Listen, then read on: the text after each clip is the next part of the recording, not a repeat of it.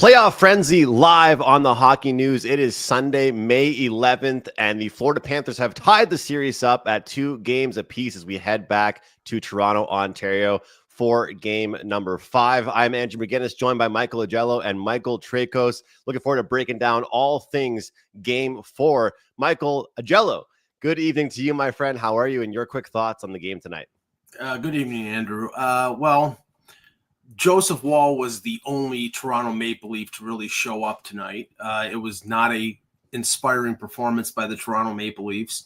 I think the officials had a little something to do with it with 4 power plays in the first period, but that's sort of crying over spilt milk.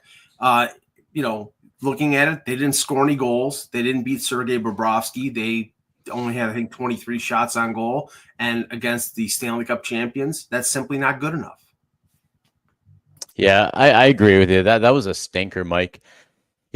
Easily Toronto's worst game of this playoffs. This was reverting back to basically last year's playoffs where, you think this team's kind of figured it out and you figure, okay, they're just going to bring it every single night, and then they lay an egg like tonight. So instead of potentially going up 3-1 and going back to Toronto with a chance to win a series, they're now locked in 2-2 against the defending champs. Not a great spot for Toronto. I was saying that I thought that lower scoring games probably correlated to a Florida victory, even though we knew Toronto was capable. Certainly we've seen throughout the playoffs of winning those low scoring games, but a Bobrovsky game and a lower scoring game certainly benefited Florida, and that's what happened. 2-0 final for tonight's game. And guys, we're live here on the Hockey News Networks every single night, not just the weekdays, weekends as well. We want to hear from you. We want your comments, want to hear your thoughts on the Panthers and Leafs game tonight. Players impressed you, players that did not impress you. We want to hear what you guys have to say about this game tonight. But guys, before we get into more talk about the game, we want to mention that Playoff Frenzy Live is presented by Sticks.com. Why break the bank on sticks? You can get pro-level composite sticks without the pro price tag. Sticks.com. That's Stix.com. Head over and gear up.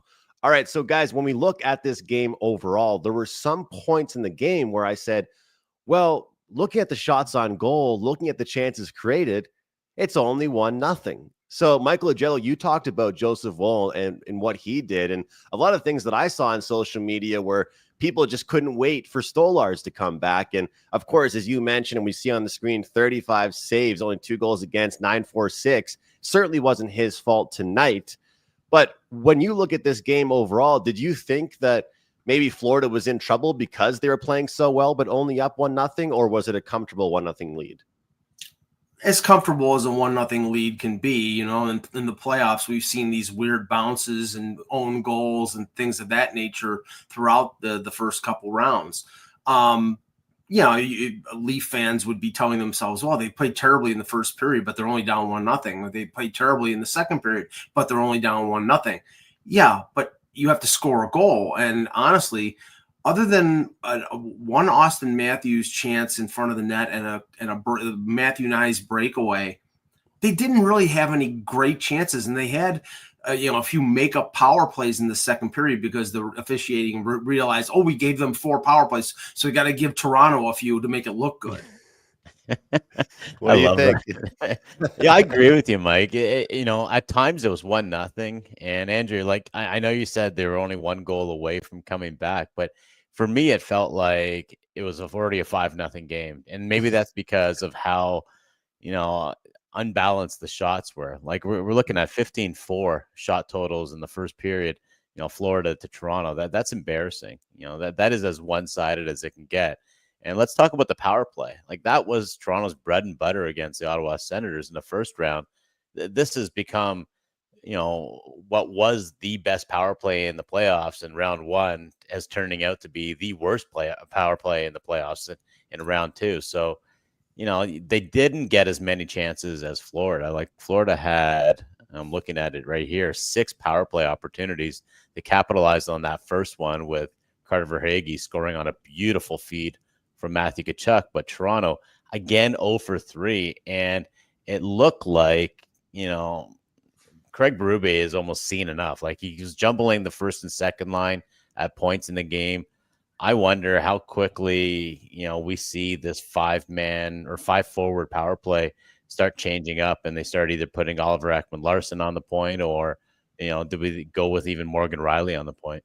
Well, I mean, Andrew, the thing that we look at with that Ottawa series, the power play, they scored, I think, 5 of the 6 goals that they had in the first 3 games. And then Ottawa shut them down in games 4 and 5 when they won. And then Matthews got the power play goal in game 6. So their power play has been very spotty, and the 5-forward power play is it's a double-edged sword. When it's working and you got 5 forwards, dipsy doodling and making these great passes, that's fine. The problem is that the Florida Panthers, I think they scored 10 shorthanded goals during the regular season. They're dangerous, and you saw a couple chances where they were going the other way, and that's where an Ekman-Larsson or a Riley on the point on the power play, at least you have one defenseman out there that can prevent a good scoring chance. I think Florida had the better opportunities when Toronto was on the power play, 100%. Well, Michael, when I talked with you and Ryan the last time, it was post game of the Florida and Toronto series, and we talked about what does Florida have to do when the series returns to Florida, and I think that when we look at this series and kind of what we saw from Florida here, obviously we saw a different version of Reinhart and Verhaeghe and some of those key players, but overall in games 3 and 4, besides the home ice advantage and besides getting the last change, what impressed you most about Florida in those games compared to what we saw in Toronto? The forecheck, Andrew. The forecheck is just, I don't think there's a team in the NHL that forechecks with this kind of tenacity and really looking to take, like a pound of flesh every time they go in on the hits. Like Toronto out-hit them 47-40. I'm looking at the stats right now, but you could have fooled me, because every time Florida hit someone, you could feel it. Like there was almost like a rumble pack attached to like the seat I was in my family room here, because I'm feeling for Chris Tanev. I'm feeling for Oliver Ekman-Larsson and, this defense, because, we're 4 games in, it's going to go 6 games. We know that just by sheer, like, okay, someone has to win 2 more. But if it goes 7 games, I don't know, who's going to be still left standing on Toronto's defense. Like that has been the difference between games 1 and 2 and games 3 and 4 is maybe it's, partially because you don't have Anthony Stolarz back there, and he's such a great puck-moving goaltender, and, Joseph Woll is not that guy. So it forces your defenseman to go get the puck, and by the time they go get the puck, you've got a Sam Bennett, or you got a Matthew Tkachuk, or, a Brad Marchand. Like basically everyone on that team really finishes their hits, and they finish them hard. So, in a battle of attrition, this is not looking good for the Toronto Maple Leafs. And when you see Brad Marchand in the first period, and this is, the point of view of a Leaf fan that was sitting next to me at the time we were watching the game, when Brad Marchand jumps on the back of Chris Tanev, no call. Then slams Chris Tanev in the corner, no call. But then 4 calls, and the only one I think that was justified was the Ekman-Larsson puck over the glass. The other ones I thought were sort of, I know Ron McLean and the crew on TNT were like, oh, those were all valid calls. I don't know. I mean, we're talking about playoff hockey here, and it seemed to be Florida was getting the calls that were the playoff hockey calls, and Toronto was not. It's tough. We made it, I think, 8.5 minutes before we got involved with the referees, guys. That might be a good record for us here on the show. You got to love that. But, that you did mention it, though, off the top, that period 1, we saw penalties and power plays for one team, and then the next. And I got to say, guys, I thought the Leafs penalty kill looked great.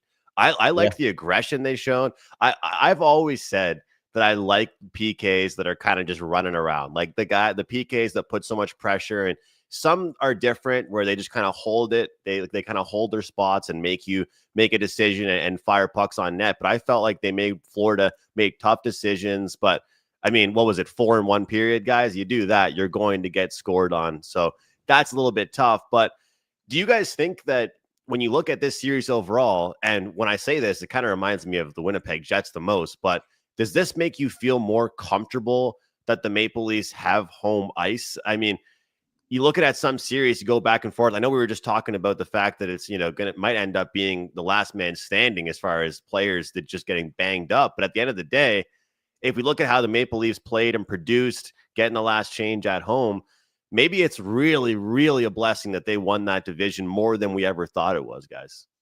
It's a good point. Like, home ice advantage does give you a chance to, if you want to get Matthews away from the Barkov line, you can do that. We saw in games 1 and 2, obviously Nylander was able to, be dangerous, and partially, because of that is, Craig Berube is able to, line match and keep guys away from players as best as possible. So, I'm not going to say going back is going to be a disadvantage. Obviously, it should be an advantage. We'll see, though. It's not like right now it feels like the Leafs are in a hole. That being said, it's 2-2. They played 3 really good games. Like game 3, the Leafs easily could have won that game. To Mike and yours perspective, they were 1 goal away from tying things. Like Matthew Nyes scores on that breakaway, and this is a completely different game. And I don't know if you saw the stat that Sportsnet was flashing up on the screen. Like when the Panthers score first in the first or second period, they are lights out. Like this is going back to the last 2 years. Like they basically can just walk away with a win. So, Toronto not getting that first goal really is a game changer. Yeah, and I think what was brought into focus tonight, especially once they got up 1-0, they shut down the middle of the ice. Yeah, and the issue with Toronto, and this is going to be an ongoing issue through the rest of the series, they can't win the dump and chase battle. They're not strong enough.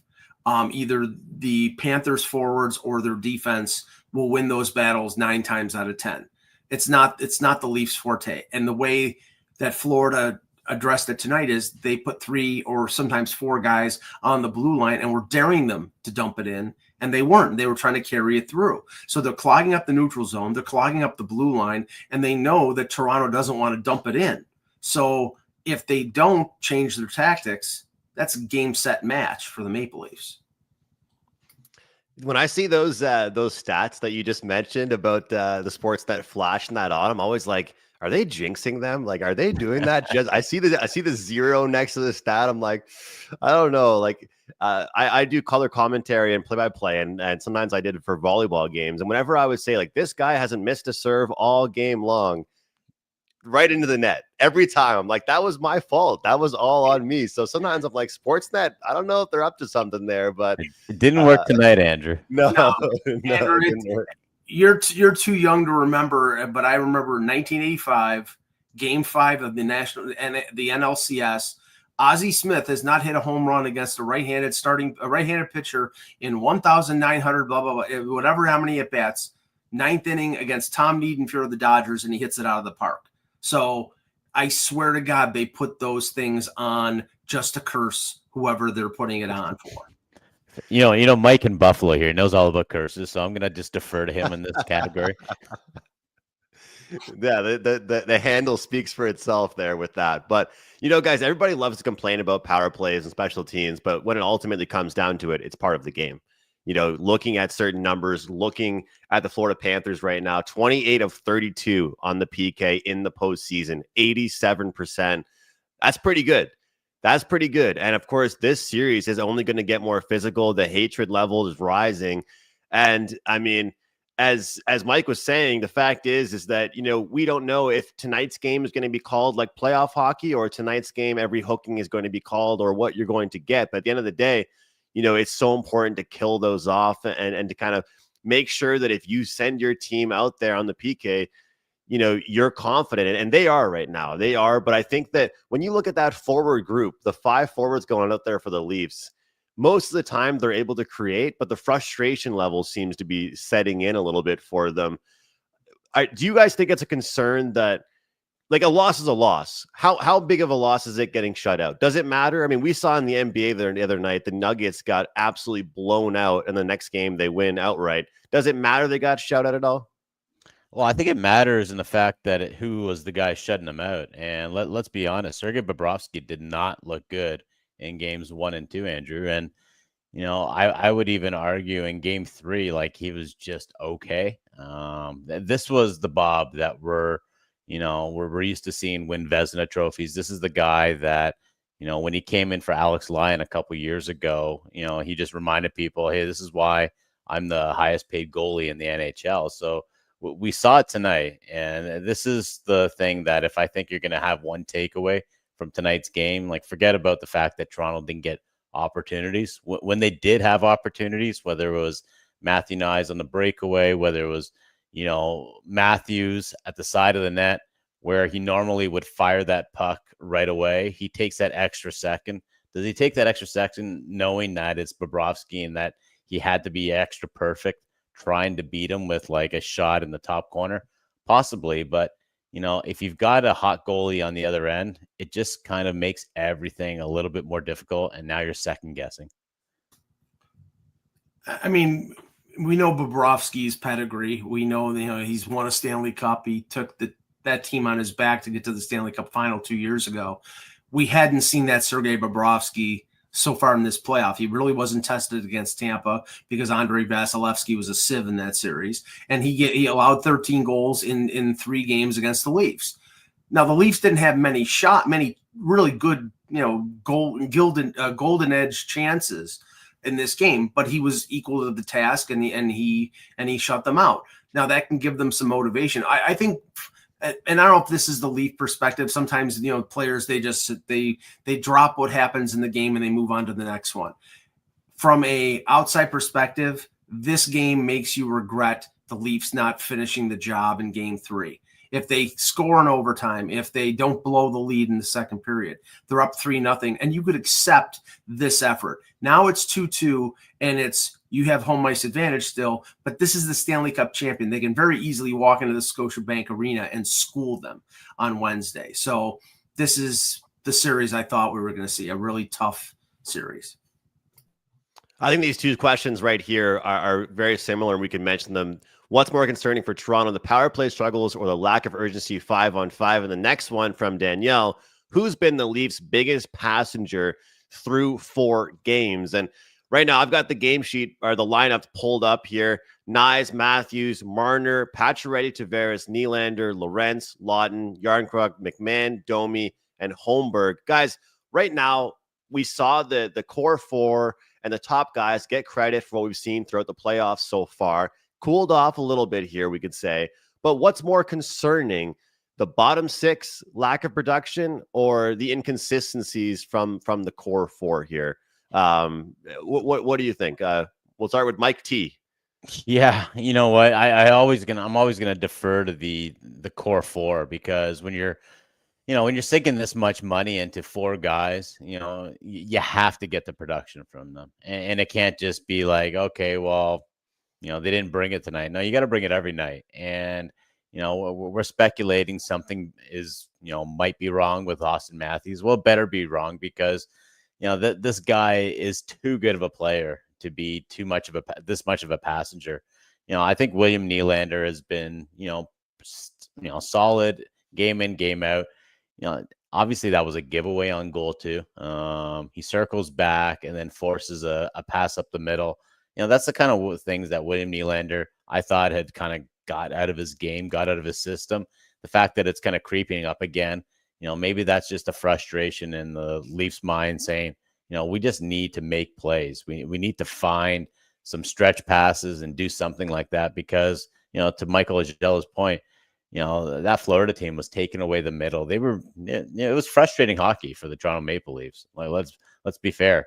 But the thing that I really didn't like is when things got really physical, I didn't see, any of those guys, whether it's Nylander, Marner, Matthews, or even Riley, pushing back. And I know that's not their style, but, it's got to be your style. If you want to go deep in the playoffs, your star players have to play, out of their comfort zone and do things that they normally don't do in the regular season. And I'm just not seeing it from these guys. Yeah, I agree with Michael. It's all on the core 4 in terms of the scoring responsibility. And, John Tavares scored a pair of goals in game 3. And Nylander had scored, I believe, in 3 straight games from game 6 to games 1 and 2. So they've made contributions.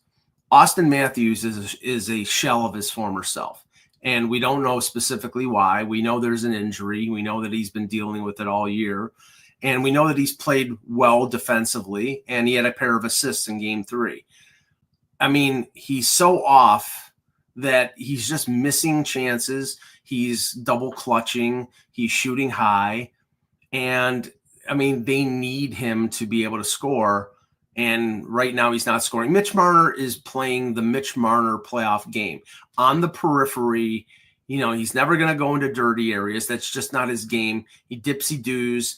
There was one play in this game where he could have very easily gone down the wall and gone toward the net. Ed Olczyk on TNT was saying, you know, he made the absolute wrong play. And, you know, they need these guys to elevate to a higher level. And right now it's been spotty at best. Hey, Andrew, who would you take out if you had to take someone out? Because I'm wondering, does Berube go back to Nick Robertson right now?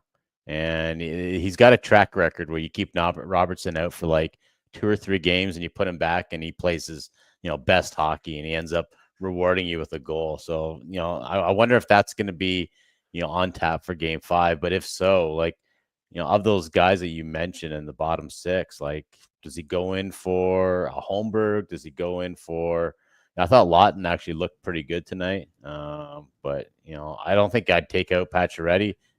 Definitely not. But would you guys consider putting in a Robertson? Well, he may go in for Max Domi if Max Domi gets suspended for a game.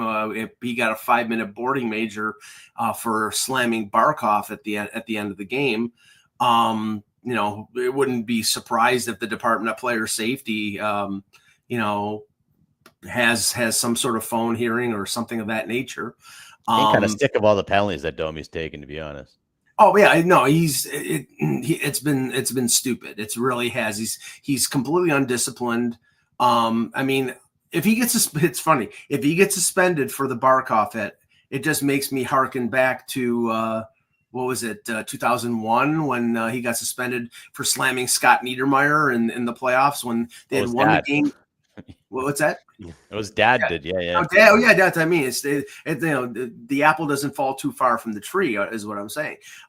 Yeah, no, and Max Domi has played fairly well in the playoffs, but his undisciplined nature is becoming a problem. If he does get suspended, or even if he doesn't get suspended, could you see David Camp step in? Could you see Nick Robertson step in? Could you see, dare I say it, Ryan Reeves step in? Now I'm being sensationalistic, Mike Agello here from the Hockey News. But I'm just saying, train going, eh? When you have the last change, and Paul Maurice had the last change, and he put Gadjevic and AJ Greer, and the reason that he put those guys in the lineup is because he had the last change, and he could massage their minutes. If you want to put somebody out there like Ryan Reeves and say, okay, go at that guy. If that guy go at Sam Bennett. If Sam Bennett's pulling his act, that's the guy you go after. You're the Energizer Bunny. Go ahead. I'm not saying go out and sewer him. I'm just saying be physical with him. Go out and get that guy. You can do it when you have the last change and when you had a 3-day break between game 4 and game 5. Here's the problem. You're not scoring goals, and now you're going to put a guy who doesn't score goals into the lineup and basically takes up a spot where you could get some more offense. So, you know, I hear what you're saying. I don't like it. No, Bennett's not going to fight Reeves. No one on that Panthers team is going to fight Reeves. So it's almost this like you're just going to have a guy there, you know, so-called intimidating players who I don't believe can be intimidated. And I think that's why Florida is just such a pain in the butt to play against is, you know, they're so comfortable playing this style. Mm-hmm. They don't fear anyone on the Leaf side. You know, I guess if you have Reeves there, that's a guy I would definitely fear. But to my point, like, you know, no one's going to drop the gloves with him. Oh no, nobody's going to drop the gloves with him. But I'm saying he can hit people. He is a big body. He can freight train guys. We've seen him do it. And I'm not saying, you know, illegal head hit. No, and I'm not saying do that. I'm saying they are winning even though the Leafs had more hits in this game, they are winning the physical battle in this series. And you have to do something to alter that. And I don't think putting David Kampf in the lineup is going to do that. Maybe Nick Robertson can throw in an extra goal here on the bottom 6, But right now, the tide has turned in the series, and Craig Berube really has to address that. There's certainly, like, the thing is, there's certainly benefits to subbing in to adding certain players to the team. Obviously, bringing in each player adds a certain element. Obviously, the Reeves that we see right now isn't the Reeves that played for the Vegas Golden Knights. And that's the thing. That was a guy that was going out there, forechecking hard, getting it. He could actually skate up and down the ice. A little bit different. I do agree about the Robertson point. I think the point that you made is why he's still on the team. Because whenever people start to doubt him, he'd go out there and score like 3 goals in 4 games. Or he had even like the preseason he had. It was like, wow, this guy's going to be great this year. And then he's not good for the first 10 games or whatever it might have been. So it's really interesting. But I think, guys, would you agree that it's not much of a bold statement to say that the more tough, naturally tough guys on the Leafs are the defensemen? Is that fair to say? Oh yeah, easily. Like a Simone Benoit, Chris Tanev, even Oliver Ekman-Larsson. McCabe. Yeah, McCabe. Yeah. Like, their defense isn't flashy, but it might be their most well-rounded defense that I've seen since I've covered the Leafs, and I'm going back to like 2004 era. Again, this is the first time we were actually seeing a Leafs defense actually, produce offense, because they didn't do that in the regular season. It was I think they had like something like, maybe like 6 or 7 goals all season from the defense. So, the fact that they're doing, they're actually producing from the back end, it is great. But to your point, Andrew, this is a physical defense. But, Florida's really making it tough. Like a guy like Tanev, like Mike alluded to it earlier on, he got slammed from behind, no call. He's taking shot after shot after shot. Each time he touches that puck, he's having to take a hit. What's he going to look like in game 6? Like, what's he going to look like in game 5? Because, it's natural. The amount of years on this guy's body, the miles that he's tracked, they all add up. And Florida does a real good job of that. Is just kind of death by 1,000 body checks. And, by game 4, game 5, game 6, you're going to just weaken and just wear down your opponent. Yeah, I mean, he's going to have to sit in the Patrick Marleau vat of ice water it's. I mean, he's taking an absolute pounding, and the way it's going, he started the series as Chris Tanev, and he's going to end the series as TJ Brody. It's just because he isn't exactly the fleetest of foot to start the series, and they really are pounding on him. Now I have to award Simone Benoit the best hit of the series. He destroyed Sam Reinhart on that first period power play. Now Reinhart kept on chugging along, but see, that's what the Leafs need more of. They need to throw clean, hard checks like the Panthers are doing. I just don't know if they have the makeup to do it. And Michael was saying before, Marner and Matthews and Nylander are not going to lay the body. That's just not their game. But you need guys like Laughton and Nyes and Pacioretty to make up for that. And the last couple games they really haven't. Well, that's why I brought it up, right? Because a lot of times, of course, your defensemen are naturally your bigger or stronger guys, and they're on the blue line and they can play along the boards a lot of times. But what I find impressive about Florida, first of all, their forwards, I wouldn't say necessarily like they're tough guys, but they're guys that can be hard-nosed, right? And there's kind of like the difference when it comes to the playoff time. You hear about those unicorn type players, the playoff players, if you will. And Florida has that. And especially if you're going to take a penalty, you prefer it to be one of those players, or, rough and tough type of stuff. You prefer it to be a forward. But that's the thing when you look at the bottom 6 for the Maple Leafs. And again, I've been saying great things about the bottom 6. One of my favorite bottom 6s for the Leafs we've seen in years. But naturally, not going out of your way to make a hit because it's the playoffs, the Florida Panthers just have that to their character already. And I feel like that does benefit them throughout this series. So we'll see, because I do think you look at McCabe, you mentioned Ekman-Larsson. There's so many guys on the blue line for the Maple Leafs that are physical, but the physicality was certainly important in the game tonight. We got a lot of comments, though, flowing in, guys, and we're live every single night post-game talking about the games, going around the league, looking at all the scores in the series, updating you guys on our thoughts and trying to get your thoughts as well. So Michael and Terry, all kinds of people in here with us. And if Camp played like he does outside of the NHL, he would be successful, but he might as well go back to Europe. Whoa, that's a tough one right there. Terry also says Max Kadri. Well, you better be careful Max Domi doesn't turn into Kadri. That could be tough right now. Is Paul but he hasn't done it 2 series in a row. Yeah. Does Terry say anything about Scott Laughton there? Because I don't know what you guys are thinking about. That trade that brought Laughton from Philly. The Leafs gave up a first rounder and a guy in Grebenkin who looks like, the Russian version of a Matthew Tkachuk. And right now, Scott Laughton has no goals and 2 assists in these playoffs. Not looking like a kind of guy that, you give up first round picks and a top prospect for. What do you guys think? Has he been kind of one of the, I don't want to say worst, but more underwhelming trade acquisitions that we saw? I didn't like the trade from the word go, and it was sort of the fallback. It was either apparently trade both first round picks to get Braden Shen, which St. Louis really didn't want to trade, or trade 1 for Brandon Carlo and 1 for Scott Laughton. Scott Laughton isn't a pimple on the fanny of Braden Shen. He's a 3rd, 4th line center. At best, he's a 12 to 15 goal scorer. Braden Shen is a top 6 forward, and I think he would have had the impact that Ryan O'Reilly did a few years ago had he joined the Leafs. Can Laughton settle in and be an effective player? I think he's been better in the playoffs than he was in the regular season, but a first round pick, no.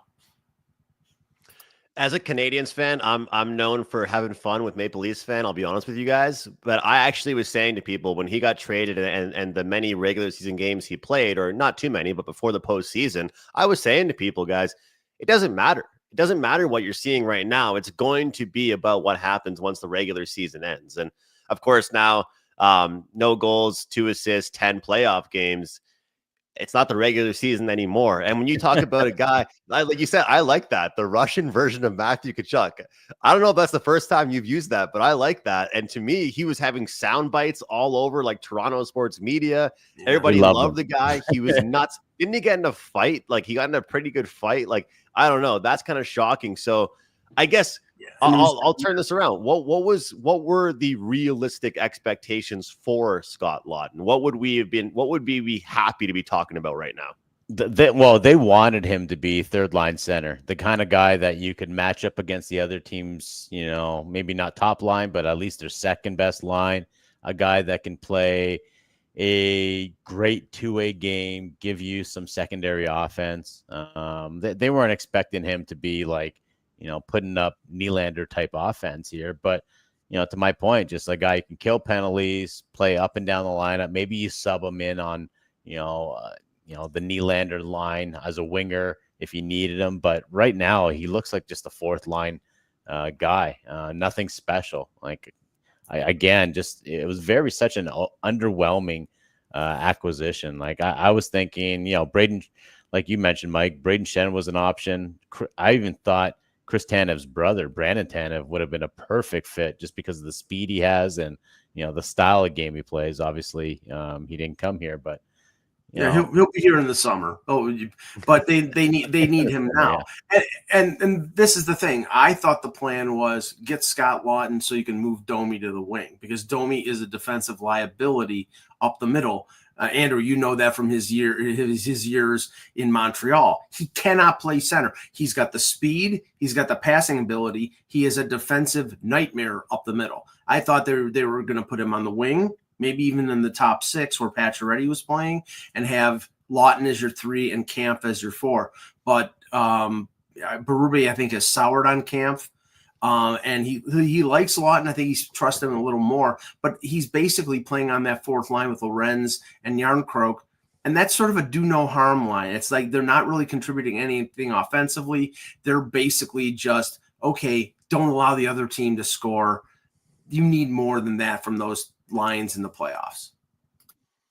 It feels like we have more goals from the defensemen than we do from the bottom six. It's like it's good, but it's also bad at the exact same time. So, guys, time flies. Time absolutely flies doing these post games. I feel like we've just been chatting for a few minutes about this game, and here we are, quite a bit of time in. So, before we get out of here, we're going to do a little bit of around the league, get some final thoughts on this game, and then we'll wrap things up. But taking a look at the Winnipeg and Dallas series right now. I mean, my predictions, and I thought it would be a pretty good one, would be the Winnipeg Jets win all their home games, and how important it is to get the home ice. They were underdogs in the series, and right now, guys, Hellebuck's last 8 road playoff games, 0-8, 5.83 goals against average, 8.27 save percentage. The players will say, well, it's not all him, it's how we're playing defensively as well, but it's just not good to see. And of course, Mikko Rantanen, forget about what Martin Necas did during the regular season for the Avalanche, because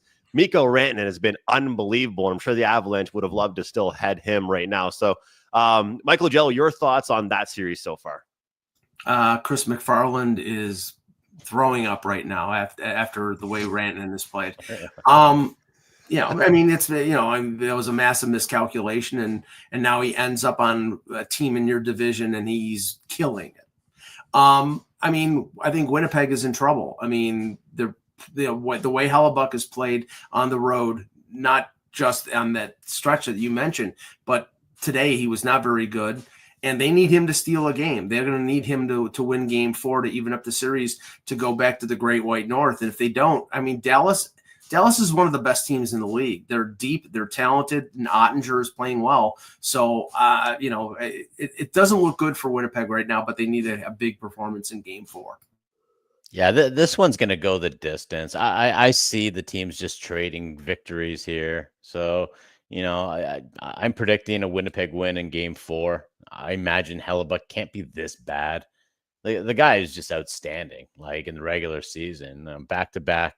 Vezina trophies is what he's going to end up with this year. And, we counted him out in the last series, especially after St. Louis was, leading in Game 7. And then, he was good enough to win that one. So, it's one guy that's especially killing them, and his name is Rantanen, like Mike mentioned. So, the Winnipeg's not out of this by any stretch. Guys, quick update on the Conn Smythe. The favorites are as followed: Rantanen, who we just spoke about, McDavid, Frederick Anderson, number 3 in most rankings, actually, which might surprise some people. Leon Draisaitl, Aho, Barkov, Eichel, Reinhart, Ottinger, and William Nylander. 25-1, William Nylander. Wow. If I was a betting man, I don't know. William Nylander, 25-1. That is a lot better of a price than you can get on the Maple Leafs right now. I'll just you need throw that to out advance there. past the second round to win the Conn Smythe, Andrew. I think that's the problem. I was going to say. That's true. But it's a tie series. All right, guys. Closing thoughts on Leafs and Panthers Game 4, and thoughts on what we need to see moving forward for Game 5. Michael Trickles, we'll start with you. Yeah, my closing thoughts is, Austin Matthews, you got the captaincy for a reason. This is your time to lead. You got to do what, Wendell Clark did before you, what Matt Sundin did before you. You got to take this team on your back and have yourself a game. So Game 5 is lining up to be the Austin Matthews show. Let's see if you can do it, injury or not. The fact that there's so much time in between Game 4 and Game 5, I'm not sure who that benefits more. Florida is a more tired team. They've had 2 deep runs in the playoffs, so you'd think that they would benefit more, but the momentum is going with them right now. So probably the last thing that they would want would be a 3-day break before Game 5, but we'll see what happens. Guys, another great time here on the Playoff Frenzy Live. So much fun. We are here every single night. Want to hear from you. Want to hear your comments. We are on X. We're on Instagram, Facebook. So many great places. Thank you for being with us. Thank you for all your comments. On behalf of Michael Tracos, Michael Agello, I'm Andrew McGinnis. Have a great night, and we'll see you next time.